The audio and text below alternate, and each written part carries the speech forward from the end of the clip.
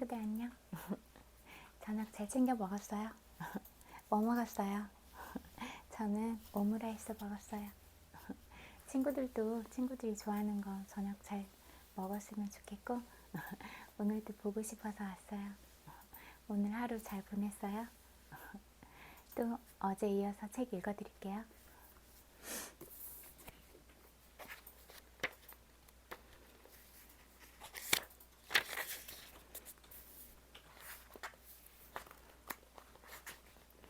성공의 사다리는 몇 사람만을 위한 것이다. 부에 이르는 9번째 원칙. 조력 집단의 힘. 추동력. 힘은 부를 일구는데 반드시 필요하다. 계획은 실행할 만한 힘이 충분치 않으면 아무 쓸모가 없다. 이 장에서는 개개인들이 힘을 얻고 활용하는 방법을 설명할 것이다. 힘은 체계적이고 지능적으로 규제된 지식이라고 말할 수 있다. 여기에서 말하는 힘이란 열망을 재화로 바꾸기 위한 체계적인 노력을 의미한다. 체계적인 노력은 여러 사람이 같은 목표를 향해 협력하여 일하는 것이다. 힘은 불을 일구는 데는 물론 유지하는 데도 필요하다. 그렇다면 어떻게 힘을 얻을 수 있을까? 힘이 체계적인 지식이라고 했는데 지식을 어디에서 얻을 수 있는지 살펴보자. 무한지성은 잠재의식을 통해 창조적인 상상력을 도움으로 다가갈 수 있는 지식이다. 이에 대해서는 믿음, 자기암시, 상상력을 다룬 13장, 잠재의식 14장 뇌편을 참고하라. 누적 경험, 인류 헤아릴 수 없는 경험은 공공도서관에 잘 정리되어 있다. 이렇듯 누적된 인류 주요 경험은 학교나 대학 등에서 체계적으로 분류하여 가르치고 있다. 컴퓨터 혁명과 인터넷은 이용 가능한 정보 양, 접근성, 정보 조직 능력에 큰 영향을 미쳤다. 실험과 연구, 과학 분야에서 뿐만 아니라 누구나 살아가면서 일상적으로 새로운 사실들을 모으고 분류하고 체계적으로 정리한다. 과거의 누적된 경험에서 얻어진 지식을 이용할 수 없을 때 이런 방식으로 정보를 모은다. 이때 창조적 상상력도 이용된다. 오늘날 컴퓨터 혁명과 인터넷 덕분에 출판과 정보 보급이 무척이나 빠르게 이루어지게 되었다. 이에 따라 실험이나 연구조사, 그 결과를 통합한 지식을 이용하는 데 시간이 거의 걸리지 않게 되었다. 이렇게 얻은 지식을 체계적으로 이용해서 분명한 계획을 세우고 실행함으로써 힘으로 변환시킬 수 있다. 지식을 얻는 방식을 살펴보면 혼자만의 노력으로 필요한 모든 지식을 모으고 분명한 실행 계획으로 발전시키는 일이 얼마나 어려운지 알 수 있다. 계획이 크고 복잡할수록 지식을 체계화하고 계획을 세워 힘으로 바꾸려고 할 때 다른 사람들의 협력이 필요해진다. 조력 집단을 통해 힘을 얻기. 조력 집단은 두 사람 이상이 확실한 목적을 달성하기 위해 지식과 노력을 조정하는 것이라고 말할 수 있다. 커다란 힘은 조력 집단 없이는 가질 수 없다. 8장 체계적인 계획편에서는 열망을 재화로 변화시키는 계획을 세우는 법에 대해 설명했다. 끈기를 지니고 지식을 이용해 이 지침들을 따르고 조력 집단을 선택하는 안목을 발휘한다면 목표에 반쯤 다가간 셈이다. 다음 단락에서 힐은 개인이 조력 집단을 조직하고 협력함으로써 얻을 수 있는 두 가지 힘을 설명한다. 첫 번째는 경제적인 힘이다. 두 번째 힘을 설명할 때는 초월적이라는 단어를 사용했는데 이 용어에는 힐이 의도하지 않은 의미가 함축되어 있었기 때문에 본격적인 설명으로 넘어가기 전에 정의할 필요가 있다. 초월적이라는 단어는 인간의 정신과 관련 있는 것이라고 정의되는데 힐은 이 용어를 정신에 작용하는 무언가로 생각하고 이 책을 읽는 누구나가 경험했으리라고 여겼다. 이것은 다른 사람들과 협력해 일하고 모두가 같은 목표에 완전히 집중하며 서로가 조율할 때 일이 잘 되고 그로 인해 느끼는 감정을 일컫는다. 이렇게 되면 다른 사람들과 더 잘 협력하여 일하게 될 뿐 아니라 평소보다 작업도 더 잘 되고 아이디어도 더 잘 도출되어 훨씬 발전한 수준에서 업무를 수행하게 된다.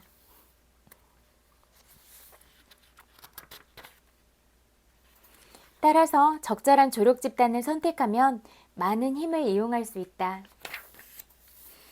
다음은 조력 집단이 제공하는 두 가지 힘, 다시 말해 경제적인 힘과 초월적인 힘을 설명한 것이다. 경제적인 힘, 경제적인 특성은 자명하다. 조언이나 상담을 해주고 기꺼이 무엇이든 빌려주며 진심으로 도움을 주는 협력자들이 있어서 그들과 조화롭게 지낸다면 경제적 이점이 발생한다. 막대한 부는 이런 유형의 협력자들을 기반으로 세워진다. 이 진실을 이해하는 일이 당신의 경제 상황을 결정짓게 될 것이다.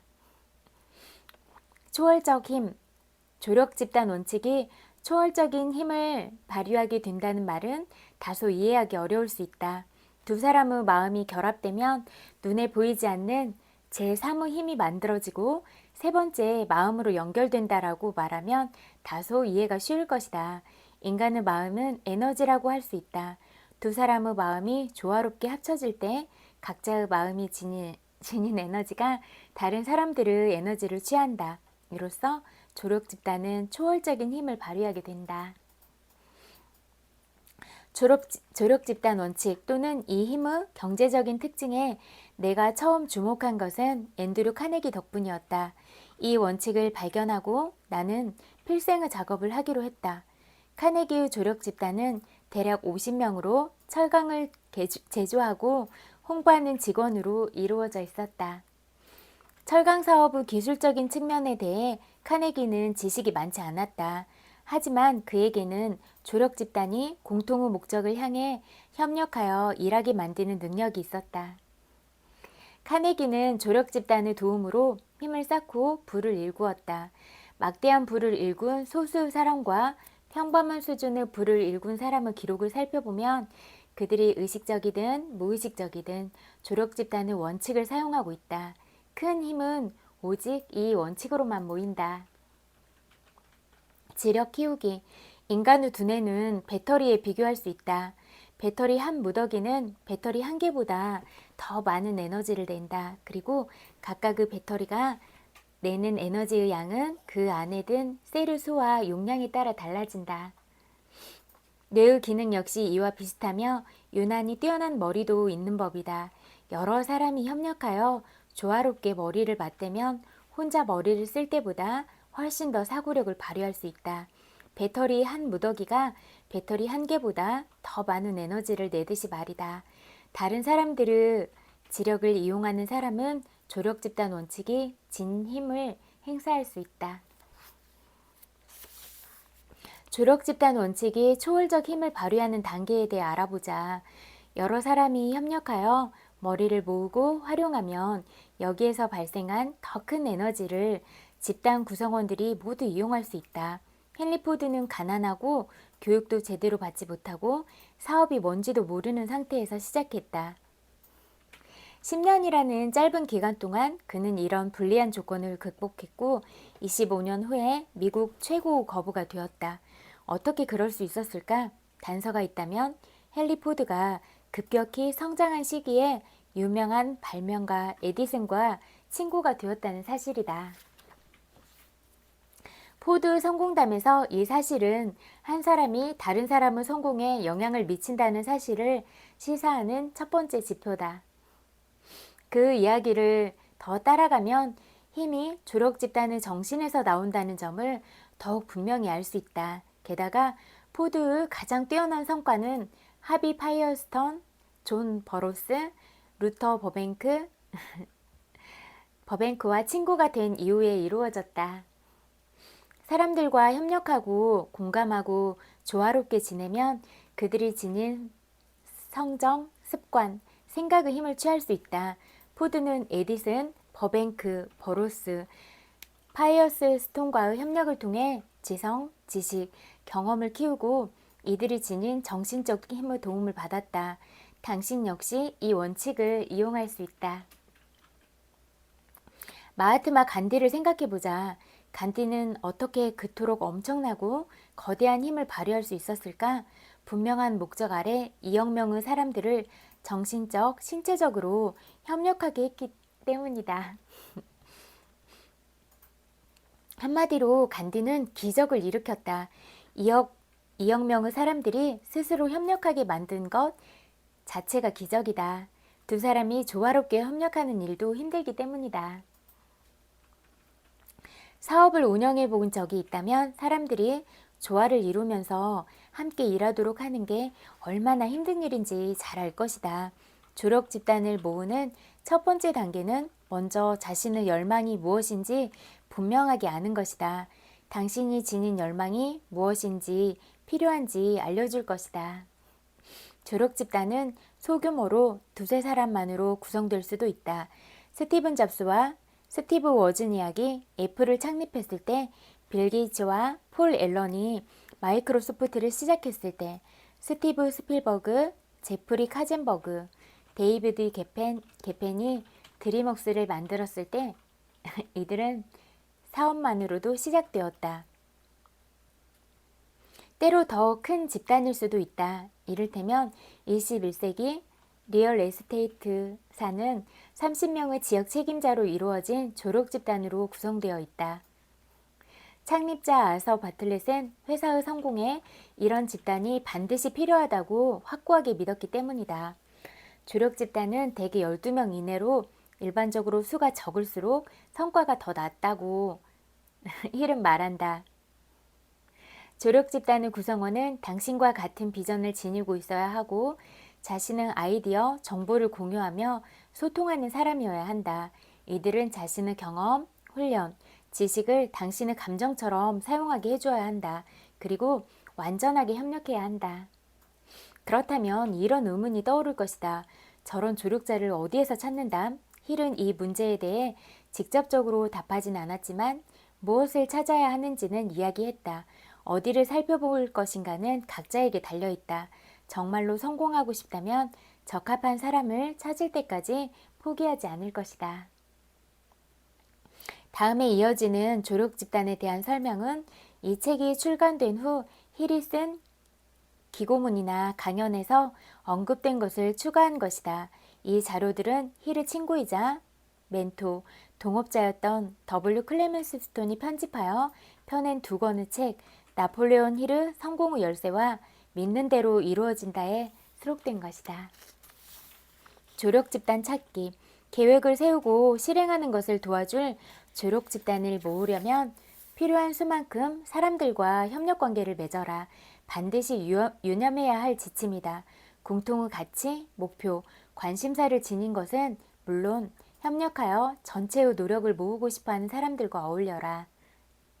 어떤 일에서든 시행착오는 있을 수 있다.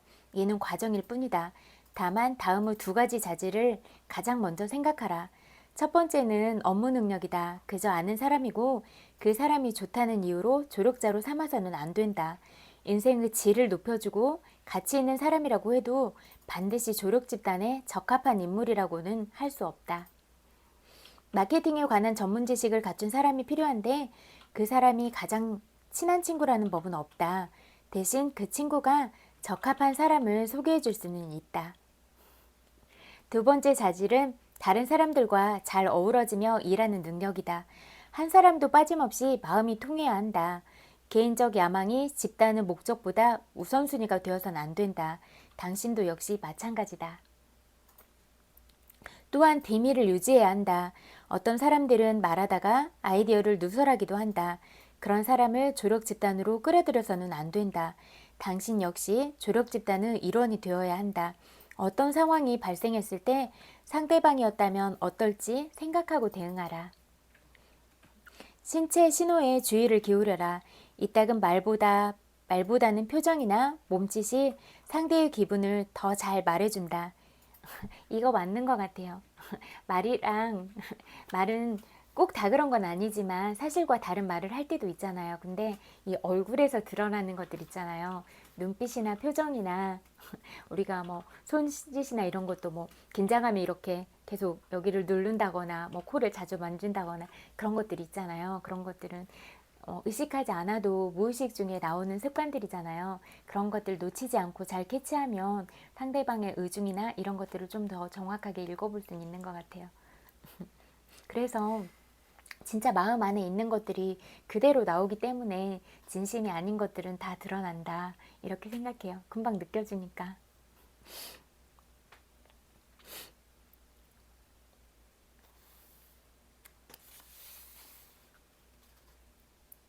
말로 드러나지 않는 것에 촉각을 곤두세워라. 이따금 입 밖으로 나오지 않는 말이 훨씬 중요할 때가 있다. 조력 집단에게 협력할 것을 서둘러 재촉하지 마라. 반대 의견을 표명하며 아이디어를 시험해보고자 하는 사람에게는 그러하도록 허락해야 한다. 저는 그래서 말할 때 눈을 이렇게 빤히 응시하는 편이에요. 그래서 눈을 보면 눈 안에서 많은 걸 읽어낼 수가 있거든요. 그래서 눈을 피하지 않고 상대방 눈을 피하지 않고 바라보는 게 많이 도움이 되더라고요. 조력 집단의 보상하기. 조력 집단을 구성하기 전에 협력 시 얻을 수 있는 장점과 이익, 즉 보상이 무엇인지를 분명하게 정하라. 누구도 보상 없이 무작정 일하지는 않을 것이다. 그렇게 해달라고 요청하지도 않는다. 부는 가장 매력적인 보상이다. 공정하고 후하게 베풀어라. 어떤 사람들은 인정받고 자기를 표현하는 것을 더욱 중요시하기도 한다. 이런 협력 관계에서는 추가적인 노동 원칙이 특히 중요하다.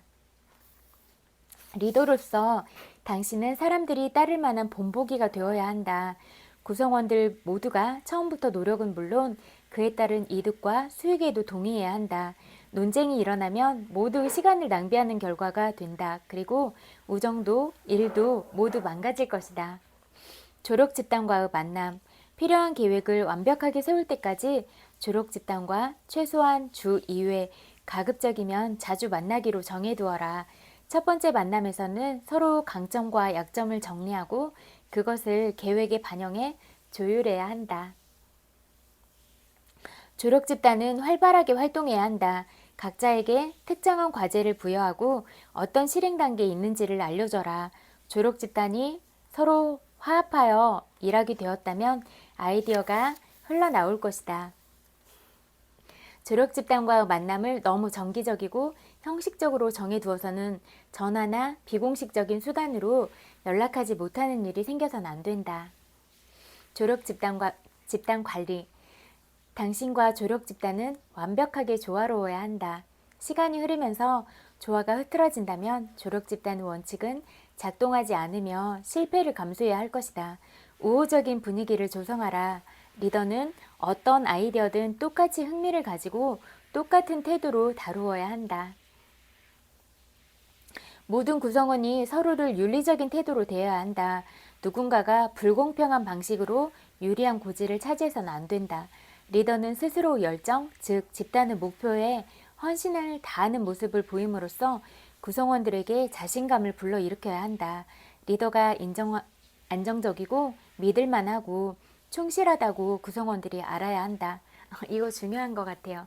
리더 역할은 진짜 마음으로 따르게 하고 뭐 살다 보면 그 어려운 부분들에 부딪힐 수가 있잖아요. 근데 그런 어려운 과정들도 내가 그래도 감사하고 가겠다라고 그런 마음들이 드는 건 그 사람을 진짜 신뢰했을 때인 것 같아요.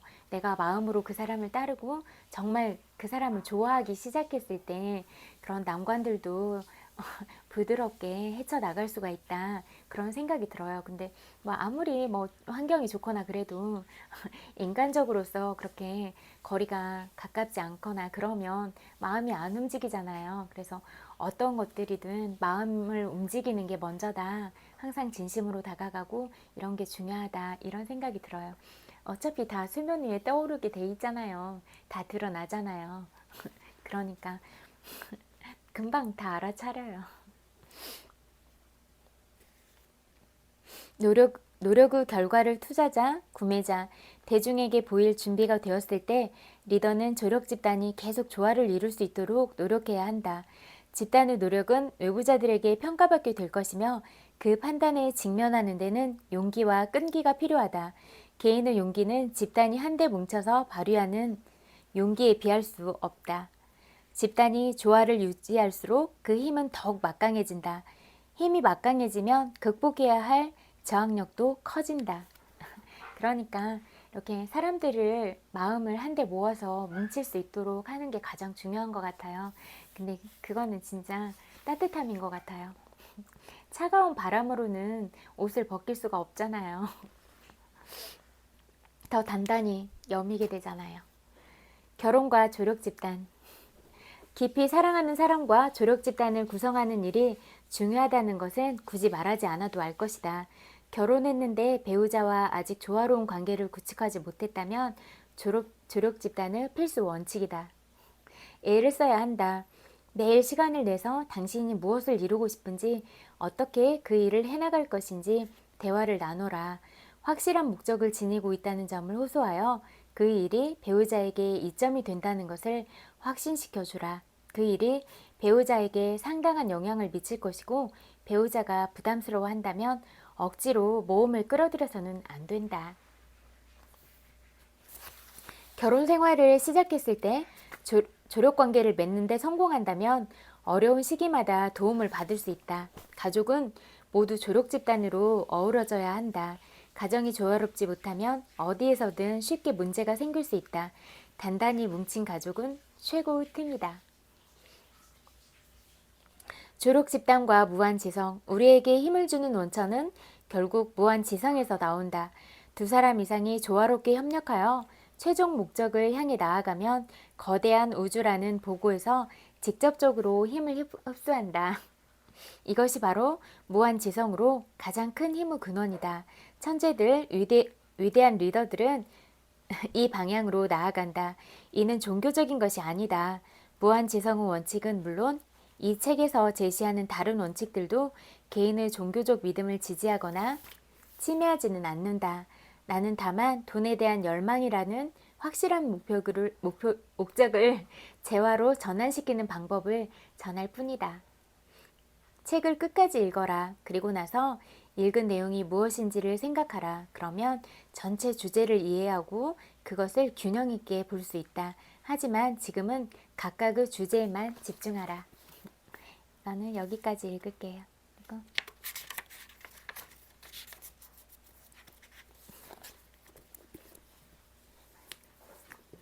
잠재의식을 다스리는 게 중요하니까 또 잠재의식에 관한 거 읽어드릴게요.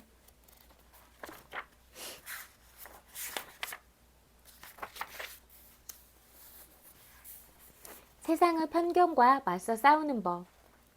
몇 달 전 노스캐롤라이나주에 사는 한 여성이 세상이 망해가고 있다고 말했다. 도덕성은 쇠퇴하고 부패가 만연하며 청소년 폭력, 범죄, 스캔들로 뉴스가 가득 차 있다는 것이다. 그녀는 이런 세상에 분개하고 자신이 아무것도 할 수 없다는 사실에 절망했다. 나는 이 말이 사실이라고 인정했다. 하지만 우리는 달라질 수 있다. 지금 있는 자리에서 온전하고 행복한 삶을 영위하려면 부정적인 세상을 뛰어넘어 솟아오를 능력을 갖추어야 한다. 나는 당장 주위를 둘러보라고 했다. 분명 주위에는 행복하고 생기가 넘치며 즐겁고 자유롭게 사는 사람들이 있을 것이다. 건설적인 삶을 영위하고 나아가 인류의 다양한 방식으로 공헌하는 수많은 사람이 있다. 노스캐롤라이나주 고통받는 여성에게 편견에 쌓인 세상에서 내 중심을 잡는 확언을 전해주었다. 이후 그녀가 좋은 소식을 가지고 연락해 왔다. 박사님의 편지는 제가 읽어본 그 어떤 편지보다도 새로웠습니다. 신세계였어요. 저는 지금 너무나 행복합니다. 가장 먼저 나 자신이 변화해야 하고 사고방식을 바꿔야 한다는 사실을 이제는 알아요. 무한한 법과 무한한 힘과 조화를 이루자 세상 모든 사람의 마음속에 깃든 신성과도 조화를 이룰 수 있었어요. 감사합니다. 예로부터 전해오는 히브리어 속담 중 만물의 근원은 영원히 변화한다는 말이 있다. 내 안에 있는 무한한 힘에 귀 기울이고 무한한 힘이 매사에 나를 이끌며 방향을 지시하고 삶을 다스리게 하라. 무한한 힘은 발등을 비추는 등불이자 길을 인도하는 빛이라 생각하면 현재의식에 영적인 지혜가 부여된다. 작용과 반작용이라는 우주의 법칙, 한 약사의 이야기다. 인생이 수렁에 빠졌어요. 어떻게 하면 이 수렁에서 빠져나올 수 있을까요? 약국에 도둑이 들어 수천 달러어치 약과 돈을 훔쳐갔어요. 그런데 보험은 손해본 금액의 일부만 보상해준다는 거예요. 주식에 투자한 돈도 마이너스입니다. 이런 상황에서 어떻게 건설적인 생각을 하란 말입니까? 무슨 생각을 할지는 본인에게 달렸습니다. 내가 얼마만큼 손해를 받는지와 무슨 생각을 하는지는 전혀 관련이 없습니다. 인생에서 일어나는 일이 문제가 아니라 그 일에 반응하는 방식이 문제입니다. 나는 약사에게 도둑이나 주식시장이 건강, 지식, 마음의 부를 훔쳐갈 수 없다고 지적하며 다음과 같이 덧붙였다. 약사님은 정신적으로나 영적으로 부유합니다. 사랑스럽고 상냥하며 이해심이 넘치는 아내와 대학에 다니는 훌륭한 두 아드님을 두었습니다. 약화학적 전문 지식, 약국 운영 능력과 실무 지식을 훔쳐갈 수 있는 사람은 아무도 없습니다. 이게 바로 마음의 부입니다. 또한 도둑은 잠재의식의 법칙이나 내면의 무한한 지식을 빼앗지 못합니다. 부정적인 생각에서 헤어나오지 못하는 건 어리석습니다. 얼마나 좋은 일이 많은지 그 아름다움을 칭송해 보십시오. 약사님의 마음을 통하지 않고서는 아무것도 얻거나 이룰 수 없습니다. 손해를 봤다고 마음속으로 인정하지 않으면 아무 손해도 일어나지 않습니다. 하지만 인정하고 싶지 않더라도 정신적, 정서적으로 수천 달러의 손해를 봤다고 생각한다면 잠재의식은 그 생각을 존중하고 유효하게 여겨 세상에 드러낼 것입니다. 이게 바로 우주에서 보편적으로 발생하는 작용과 반작용의 법칙입니다. 나의 설명에 따라 약사는 마음의 불을 빼앗는 도둑을 물리치는 확언을 시작했다. 이 진리를 반복적으로 확언하는 습관을 들인 지 몇 주 후에 주식 중개인에게 전화가 왔다. 중개인은 주식 투자에서 본 손실을 모두 만회했다며 기뻐했다. 게다가 10년 동안 소유해온 5천 달러짜리 토지를 5만 달러에 팔아 큰 이익을 남길 수 있었다.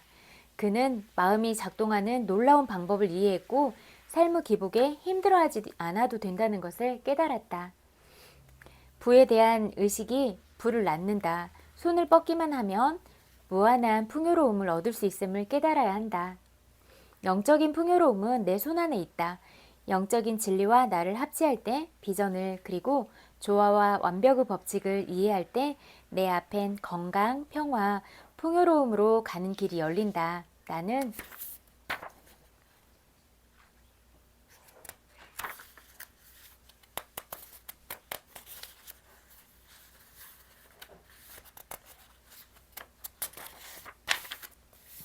적절한 시기에 열매를 맺을 것이고 계획과 기회가 생길 것이고 아이디어가 실현될 것이다. 어떤 사건이나 계기가 생겨서 하고자 하는 일을 행하고 성취할 것이다. 번영이란 모든 면에서 역량이나 능력을 키움으로써 내가 가진 능력을 완전하게 사용하는 것을 말한다. 종종 사람들은 번영이라는 단어를 돈과 관련해 생각하곤 한다. 하지만 영적인 창조력을 사용해내면 사용해 내면에서 먼저 번영하지 않는다면 외적인 번영을 거머쥘 수 없다. 그러니까 항상 마음을 다스리는 게 가장 중요한 거예요. 친구들 한 사람 한 사람이 엄청 사랑스럽잖아요. 그러니까 사랑스러운 그런 사랑스러움 자체인 친구들이 말도 예쁘게 하면 얼마나 예뻐요. 저는 친구들 보기에도 너무 예뻐서 아깝거든요. 예쁘고 멋지고 다. 외부 상황이 운명을 결정한다는 생각은 자신의 삶을 타인이나 사건 또는 주변 환경에 휘둘리게 내버려 두는 일이다. 외부 일에 반응하는 수동적인 삶에서 벗어나 적극적으로 인생을 개척하라. 삶의 욕망, 목표 및 목적에 맞게 생각하라. 운명이 결정하는 생각을 통제할 수 있는 사람은 오직 나뿐이다. 그러니까 어떤 어려운 상황에 있어도 자기가 딱 마음을 굳건히 세우고 흔들리지 않는 그런 마음가짐이나 신념들을 지킬 수 있다면 그게 자기 자신을 지키는 힘이잖아요. 그리고 우리가 아직 발견을 못했을 수도 있지만 우리들 각자 안에는 다 그런 단단한 마음이 이미 다 내장이 되어 있고 또 아직 개발되지 않은 무한한 잠재력들이 있으니까 그것들을 계속 개발하고 발굴할수록 어떤 능력을 가졌을지는 아무도 모르는 거예요. 그러니까 자신 스스로를 꼭 믿고 그렇게 자기가 좋아하는 것 이런 것들을 발견하고 길을 찾아가면 꼭 다 잘 될 거라고 생각해요. 그러니까 친구들 자신을 믿으세요. 제가 보기에는 다 너무너무 사랑스럽고 진짜 뭔가를 다 이뤄낼 수 있는 사람들이다 이렇게 생각하거든요. 과거를 후회하거나 비난하지 말고 미래에 벌어질 일을 두려워하지 말라. 현재를 살아라. 미래에 내가 생각하는 일이 벌어진다면 그건 내가 그렇다고 생각했기 때문이다. 많은 사람이 세계 여행은 하면서 자기 내면으로 여정은 떠나지 않는다. 내면에 갇혀있는 광채를 발산하라. 자기 내면을 들여다보는 게 정말 중요하잖아요. 그러니까 또 자기 마음을 보면 또 다른 사람의 마음을 헤아릴 수도 있게 되는 것 같아요. 내 마음이 상대의 마음과 다르지 않음을 알면 어떻게 함부로 대할 수가 있어요. 그냥 존재 자체가 다 사랑스러운 사람들인데 삶에서 하는 모든 행동과 삶에서 겪는 모든 경험은 현재의식과 잠재의식에 주어지는 사고 산물이다. 좋은 생각을 하며 좋은 것을 추구하라. 무엇을 생각할지는 자신의 선택에 달려있다. 손해를 보거나 고통을 입었더라도 일어난 일을 어떻게 생각할지는 내 선택에 달려있다. 생각의 힘이 중요하잖아요. 그러니까 정말 뭐 힘든 일이 있거나 뭐 슬픈 일 이런 일이 있어도 이런 사고의 관점을 빨리 어떻게 전환시켜 주는가 이게 중요한 포인트 같아요. 부정적인 군중 심리를 뛰어넘고 부정적인 건 무조건 안 하는 게 가장 상책인 것 같아요. 그리고 괜히 남 잘하고 있는데 흐트러 놓지 마세요. 그릇된 믿음과 집단적 두려움에 내성을 키우기 위해서는 건설적으로 사고하며 긍정적인 감정을 담아 비전을 품어야 한다. 영적인 풍요로움은 내 손안에 있다. 영적인 진리와 나를 합치할 때 비전을 그리고 조화와 완벽의 법칙을 이해할 때 내 앞엔 건강, 평화, 풍요로움으로 가는 길이 열린다. 그렇잖아요. 우리가 각자 모두 다 특별하고 다 소중한 사람들인데 뭐 다른 사람하고 비교하고 뭐 다른 사람 부러워하고 그래요. 우리 안에도 각자가 그런 매력들이 엄청 많고 특별함들이 이미 우리한테 다 있잖아요. 그리고 각자 가진 복이 다 다른 건데 그런 거 질투하거나 시기하거나 이러지 말고 그냥 잘된 일 진짜 마음을 담아서 축하해주고 또 다음에 내가 잘 됐을 때 그런 진심을 담은 축하를 받고 그러면 되잖아요. 그러니까 그냥 항상 좋은 쪽으로 이렇게 바라보고 가는 게 좋은 것 같아요. 저도 그렇더라고요. 이렇게 막 깔깔거리고 웃음 많고 개구쟁이 같고 뭐 이런 사람들 보면 그냥 보고만 있어도 너무 행복해지잖아요. 그냥 마음이 열려 무장해제돼. 그래서 진짜 우리 안에는 그런 어린아이 같은 그런 순수함들이 다 있잖아요. 그런데 자기 내면의 순수함과 만날 때 그게 진짜 뭐 행복도 더 많이 느낄 수가 있고 또 다른 사람을 볼 때도 또 그런 순수성을 바라봐주고 그런다면 우리가 아주 작은 부분에 있어서도 행복을 발견할 수 있지 않을까 그런 생각이 들고 또 행복은 빈도수라고 하잖아요. 그러니까 진짜 작은 거에서부터 행복을 찾는 게 중요한 것 같아요. 별거 아닌 일에 웃고 뭐 좋아하는 사탕 하나 먹어도 웃고 날씨 좋으면 행복하다고 하고 그냥 막 이런 거 있잖아요. 그리고 기분이 좀 상했을 때도 오히려 막 깔깔깔 이렇게 한바탕 크게 웃어버리면 그게 또 이렇게 생각의 스위치가 바뀌어가지고 또 기분이 나아지고 그런다고 하니까 그리고 가장 매일 강조하는데 좋은 기분을 유지하는 거 거기에 포인트가 있거든요. 네, 좋지 않은 생각을 하면서 어떻게 좋은 기분을 유지할 수 있겠어요. 그러니까 자기 감정을 항상 직면하고 들여다보는 거, 이게 가장 중요해요. 내가 지금 내 감정이 어떤 상태인가, 기쁜 상태인가, 슬픈가, 화가 났는가, 뭐 질투하는 마음이 생겼나. 모든 감정들은 자연스러운 거니까 잘못된 건 아니지만 내가 어떤 감정을 가지고 있고 이런 것들을 살펴보는 거는 또 자기 자신을 알아가는 부분이고, 또 그렇게 자기 내면으로 와서 가지고 와서 시선을 가지고 와서 자꾸 내면을 살피고 그러다 보면 내면으로부터 이렇게 차곡차곡 단단함이 쌓이게 되잖아요. 그러면 이제 그런 것들이 외면으로 드러나는 그런 그 사람만이 가진 아우라가 되는 것 같아요. 저는 나이가 들어도 엄청 귀여운 할머니가 되고 싶거든요. 그래서 어, 뭐 그냥 나이가 들어도 그냥 깔깔깔거리고 소녀처럼 웃고 그렇게 하는 게 좋을 것 같아요. 그래서 또 말에는 또 그 사람의 품격이나 이런 게 드러나 보이니까 그런 좋은 태도를 유지하고 좋은 아름다운 마음을 품고 이런 건 정말 중요하다, 이런 생각이 늘 들어요. 친구들 다 엄청 잘할 수 있잖아요. 보면은 다 너무 매력이 너무 많아요. 그리고 되게 영민한 것 같고 어떤 상황들에 대해서도 캐치가 다 빠른 것 같고, 이런 걸 보면서 친구들 안에 가진 잠재력이 엄청나구나, 그런 걸 느끼니까. 그리고 또 제가 없는 면을 가지고 있으면 저도 저런 점은 좋겠다, 부럽다, 이런 생각도 드니까, 또 그런 매력들을 친구들이 이미 다 가지고 있으니까 자기 자신의 장점을 보세요. 늘 다른 사람의 장점을 봐주려고 하고 단점 찾지 말고 장점 봐주세요. 그러면 계속 장점만 봐주고 하면 자기 자신도 행복해지잖아요. 단점 보고 자꾸 뭘 깎아내리려고 하고 하면 자기 마음 상태나 정신 상태도 그만큼 내려가 있을 텐데, 우리가 좋은 진동을 유지하는 건 높은 기운을 유지하고 그런 데 있잖아요. 그러니까 이런 거 잘 살펴보시고 하루하루 또 순간순간을 살아가면 좋겠다, 이런 생각이 들어요.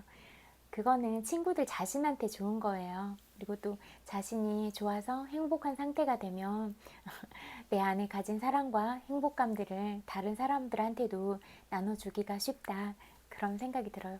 내가 답답하거나 막 예민해 있거나 그렇게 가시처럼 뾰족뾰족하게 그런 마음들을 드러내고 있을 때 상대방한테 고운 말을 해줄 수가 없잖아요.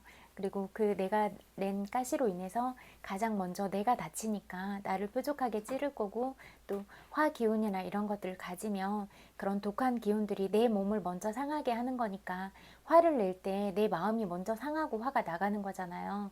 상대방을 상대방을 미워하는 마음을 가지고 있어도 나를 먼저 상하게 하니까, 이런 화들이나 이런 것들은 내 신체의 어떤 부분을 이렇게 자극시켜서 병으로 되기도 하고, 스트레스가 또 모든 근원의 원인이잖아요. 잠 못 자고 밥 잘 못 먹고 스트레스 이런 게 가장 크니까 그래도 항상 많이 웃고 그런 게 중요할 것 같아요. 친구들 웃으면 진짜 예쁘거든요. 그냥 보고만 있어도 보기에도 아까운 사람들이고 웃으면 더 예쁘고 늘 사랑스러워요. 그러니까 친구들이 그런 존재인 거 늘 잊지 마세요. 엄청 많이 사랑해요. 그러니까 오늘 친구들이 보낸 하루 어떤 하루를 보냈을지라도 마음으로 안아드리고 싶어요. 토닥토닥. 고생 엄청 많았어요. 100만 번 볼뽀뽀도 보내드릴게요. 그리고 항상 좋은 생각, 좋은 감정 유지하는 게 중요하니까 좋은 생각, 좋은 기분으로 잠드세요. 그리고 잠도 푹 자요. 잘 자요. 꿀나잇.